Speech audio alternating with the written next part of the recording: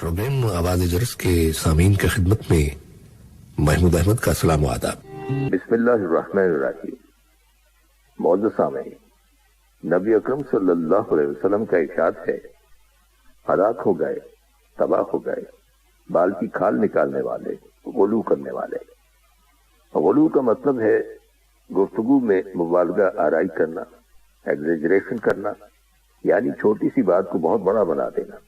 बाल की खाल निकालने का मतलब है किसी भी बात को उस हद तक या उस दर्जे तक ले जाना जिसकी जरूरत नहीं, बेमकसद बात, बहस मुबाहिसे में ऐसी गुफ्तगू शुरू कर देना कि जिसका हकीकत से कोई ताल्लुक ना हो।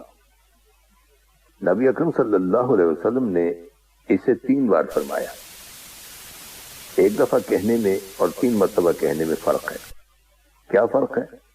एक दफा कहने से बात मालूम हो जाती है, लेकिन किसी बात को जब दोहराया जाए तो ये उसकी अहमियत में इजाफा करता है। और वही बात अगर 3 मरतबा कही जाए तो वो न सिर्फ ये कि उसकी अहमियत को जाहिर करता है, बल्कि उसके साथ साथ इंसान के दिल पर भी ज्यादा असर करता है और बात याद भी रहती है। गुफ्तगू में गलू, बाल की खाल निकालना और अर्राई का पहाड़ बनाना और जो बात अहमियत के लायक नहीं उससे ज्यादा इंपॉर्टेंट करके बताना नापसंदीदा है। इसमें क्या खराबी है, क्या हर्ज है? खराबी यह है कि इससे फसाद फैलता है और बाज़ औक़ात असल में वो बात झूठ पर मबनी होती है, यानी जो वाक़या हुआ नहीं उसे बयान करना, ये झूठ है। लोगों में खौफ और बेचैनी और बदअमनी फैलती है और बाज़ औक़ात लोग धोखे का शिकार हो जाते हैं। मिसाल के तौर पर अगर कोई छोटी सी बात हुई हो और आप उसे बढ़ा चढ़ाकर बयान करेंगे तो क्या होगा? दूसरा शख्स धोखा खा जाएगा। इससे लोगों का नुकसान होता है और नुकसान देने वाला खुद भी नुकसान उठाता है। इसीलिए नबी अकरम सल्लल्लाहु अलैहि वसल्लम ने इरशाद फरमाया कि बातों में गुलू करने वाले और बातों को बढ़ा चढ़ाकर पेश करने वाले और बाल की खाल उतारने वाले, गैर जरूरी तफसीलात में जाने वाले हलाक हो गए। बाजार देखने में ये अमल बड़ा खुशनुमा भी हो सकता है और ये भी हो सकता है कि जो शख्स इस किस्म की बातें करने का माहिर हो वो वक्ती तौर पर दूसरों की दिलचस्पी का बायस बन जाए, लेकिन असल में इस रवैये का अंजाम दुरुस्त नहीं है। नबी अकरम सल्लल्लाहु अलैहि वसल्लम का इरशाद है, तुम में से मुझे सबसे ज्यादा महबूब और क़यामत के रोज मेरे सबसे ज्यादा करीब वो लोग होंगे जो तुम में सबसे ज्यादा अच्छे अखलाक वाले होंगे, और तुम में से सबसे ज्यादा नापसंदीदा और क़यामत के दिन मुझसे सबसे ज्यादा दूर वो लोग होंगे जो बुरे अखलाक वाले होंगे, जो ज्यादा बातें करने वाले और ठट्ठा लगाने वाले होंगे। अच्छा अखलाक दूसरों के दिल में मोहब्बत पैदा करता है। जब दूसरों के दिल में आपके लिए मोहब्बत होती है तो वो आपको अपने करीब करना चाहते हैं, और जब आप अपने रवैये और गुफ्तगू से लोगों को तंग और बेजार करते हैं तो वो आपसे दूर भागते हैं, और ये आम फितरत है। और फिर नबी अकरम सल्लल्लाहु अलैहि वसल्लम से दूर हो जाना ये कोई मामूली बात नहीं है। हम में से हर शख्स आप सल्लल्लाहु अलैहि वसल्लम से मोहब्बत रखता है और क़यामत के रोज आप सल्लल्लाहु अलैहि वसल्लम से मुलाकात का ख्वाहिशमंद है, लेकिन वो मुलाकात कैसे नसीब होगी और करीब तरीन कैसे होगी? उसी वक्त जब हम अपना अखलाक दुरुस्त करें और बुरे अखलाक से बचें। ऐसी तमाम बातों से दूर रहें जो दूसरों को तकलीफ देने वाली और अजियत देने वाली, और ज्यादा गुफ्तगू से इंसान को अजियत पहुंचती है। इंसान के रवैये में इत्तेदाल होना चाहिए। हजरत अब्दुल्ला बिन उमर रज़ियल्लाहु तआला अन्हु से रिवायत है, नबी अकरम सल्लल्लाहु अलैहि वसल्लम ने इरशाद फरमाया, मोमिन ताने देने वाला, नाजेबा गुफ्तगू करने वाला, लानत देने वाला और फौश गोई करने वाला नहीं होता, यानी उसकी गुफ्तगू ओवरऑल अच्छी होती है। हजरत हुज़ैफा रज़ियल्लाहु तआला अन्हु से रिवायत है कि मैंने नबी अकरम सल्लल्लाहु अलैहि वसल्लम से सुना, आप सल्लल्लाहु अलैहि वसल्लम फरमाते थे कि चुगलखोर जन्नत में दाखिल नहीं होगा। तो इससे मालूम होता है कि हमारी गुफ्तगू की बहुत सी खराबियां ऐसी होती हैं जो इंसान को जन्नत से महरूम कर देती हैं। जन्नत एक बहुत खूबसूरत जगह है जो खूबसूरत अखलाक वाले लोगों के लिए बनाई गई है। ऐसे लोग जो दूसरों को दुख नहीं देते, दूसरों को परेशान नहीं करते।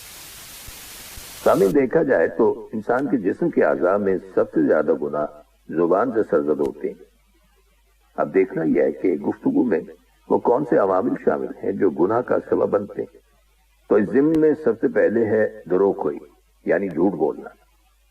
اس میں جھوٹی قسمیں، جھوٹی گواہی، جھوٹے وعدے اور جھوٹی باتیں، ہر طرح کا جھوٹ شامل ہے۔ اور جھوٹ کیا ہے؟ خلاف واقعہ بات، حتیٰ کہ کسی کو ہنسانے کے لیے، خوش کرنے کے لیے یا سرپرائز دینے کے لیے جھوٹ بولا جائے تو وہ بھی درست نہیں ہے۔ اب دیکھنا یہ ہے کہ گفتگو کی وہ کون سی قباحتیں ہیں جو نتیجتاً انسان کی بربادی کا سبب بنتی ہیں۔ بیک بائٹنگ یعنی غیبت بھی سارے عمل کا صفایا کر دیتی۔ چغلی، ادھر کی بات ادھر لگانا، تانا زنی، دوسروں کو ٹیز کرنا، الزام تراشی، نقلیں اتارنا، بیکار بحث مباحثہ کرنا، چھوٹی چھوٹی باتوں میں دوسروں کے ساتھ نکتہ چینی کرنا، چھوٹی سی بات پکڑ لی اور اس کو اتنا بڑھایا، اتنا فس کریٹ کیا کہ سارا ماحول خراب ہو کر رہ گیا۔ دوسروں کو ذلیل کرنے کے انداز میں بات کرنا، دوسروں کی بے عزتی کرنا، گفتگو کے دوران دوسروں کی بات کاٹنا، لمبی باتیں کرنا، یعنی چھوٹی سی بات کو اتنا لمبا کر دینا کہ دوسرے کا وقت ضائع ہو اور وہ بور ہو جائے۔ اسی طرح دوسرے کو بات کرنے کا موقع ہی نہ دینا، بغیر علم کی باتیں کرنا، صرف سنی سنائی باتیں، بغیر تحقیق کے بولنا، صرف اپنے گمان کی بنیاد پر دوسروں کے بارے میں تبصرے کرنا کہ میرے خیال میں تو وہ ایسا ہے، وہ ویسا ہے، شکوک و شبہات پھیلانا، موقع محل تبدیل کر دینا، یعنی کسی شخص نے کسی ایک کانٹیکسٹ میں بات کہی ہے تو اس کو بگاڑ کر بیان کرنا۔ اس سے کیا ہوتا ہے؟ بات بدل جاتی اور غلط فہمیاں پیدا ہو جاتی۔ کسی کو غلط معلومات فراہم کرنا، یعنی بے احتیاطی میں غلط بات آگے بڑھا دینا، بے لحاظ ہونا، لغو گفتگو، بیکار بے مقصد فخریہ گفتگو کرنا۔ مثال کے طور پر یوں کہنا، میں یہ بات ثابت کر کے دکھاؤں گا یا دکھاؤں گی، لیکن کرنا کچھ بھی نہیں۔ اسی طرح کسی کی تعریف میں مبالغہ زیادہ کرنا یا کسی کی مذمت میں بہت مبالغہ کرنا، یعنی اگر کسی کی برائی کرنی ہے اور اس میں ایک خامی ہے تو 10 بنا کر بیان کرنا، ہر بات کو مذاق میں ٹالنا، سنجیدگی کے موقع پر سنجیدگی اختیار نہ کرنا۔ اگر کوئی شخص سو رہا ہے، نماز پڑھ رہا ہے یا اسٹڈی کر رہا ہے تو اس کی پرواہ نہ کرنا اور صرف اپنا مقصد پورا کرنا، اپنی مرضی کرنا، خواہ دوسرا کتنا ہی ڈسٹرب کیوں نہ ہو۔ مثال کے طور پر ایک شخص سو رہا ہے، آپ باتیں باہر جا کر بھی کر سکتے ہیں یا دھیرے بول سکتے ہیں تاکہ وہ ڈسٹرب نہ ہو۔ اس کے علاوہ دوسرے لوگوں پر مثالیں چسپاں کرنا یا بے وجہ تنقید کرنا۔ ایک شخص نے اپنے بیٹے کو نصیحت کی اور کہا، بیٹا عقل مند ضرور بننا، عقل مندی سے کام لینا، مگر دوسروں کو یہ نہ جتانا کہ تم زیادہ عقل مند ہو، یعنی دوسروں کو حقیر کرنا، یہ فعل بھی ناپسندیدہ ہے۔ مثلا کسی چیز میں آپ سمجھداری کی بات کرتے ہیں لیکن اس میں دوسروں کو بیوقوف ثابت نہ کیا جائے کہ تم تو کچھ نہیں جانتے۔ آپ نے دیکھا ہوگا کہ اکثر لوگ بچوں سے کہتے ہیں، چپ رہو تمہیں کچھ نہیں پتا، اور آج کے اس زمانے کے بچوں کو بعض اوقات بڑوں سے زیادہ معلومات ہوتی ہیں۔ اس کے برعکس کیا کرنا چاہیے؟ دوسروں کو اگر نہ بھی پتا ہو تو انہیں شرمندگی سے بچانا چاہیے، انہیں اپریشیٹ کرنا چاہیے۔ ایک اور اہم چیز یہ ہے کہ بات کا آغاز سوال سے کیا جا سکتا ہے، لیکن اکثر لوگ لفظ نہیں سے بات شروع کرتے ہیں۔ دوسروں کو بے وقت کرنا اور ان کی بات کو کوئی اہمیت نہ دینا۔ اب یہ ساری چیزیں عمومی طور پر گفتگو کو ناپسندیدہ بناتی ہیں اور ان سے ہمیں بچنے کی کوشش کرنی چاہیے۔ ایک بات یاد رکھیے کہ ہم میں سے ہر کسی سے کوئی نہ کوئی غلطی ہو جاتی ہے اور بعد میں یہ خیال آتا ہے کہ اوہو یہ ٹھیک نہیں کیا۔ اپنے ضمیر کی آواز سننا اور پھر اپنی غلطی سے اللہ تعالیٰ سے معافی مانگنا اور آئندہ نہ کرنے کا پرومس کرنا، یہی اصلاح کا بہترین طریقہ ہے، اور اسی کی بدولت انسان آگے بڑھتا ہے اور ترقی کرتا ہے۔ اگر ہم اپنی غلطیوں کو مان لیں گے اور اپنی اصلاح کریں گے تو انشاءاللہ بہتری ہوگی۔ ایک اور بات یہ ہے کہ میل ملاقات میں صرف ایک ہی طرح کے لوگوں سے نہیں ملنا چاہیے، کچھ لوگوں کو سکھانا چاہیے اور کچھ لوگوں سے سیکھنا بھی چاہیے۔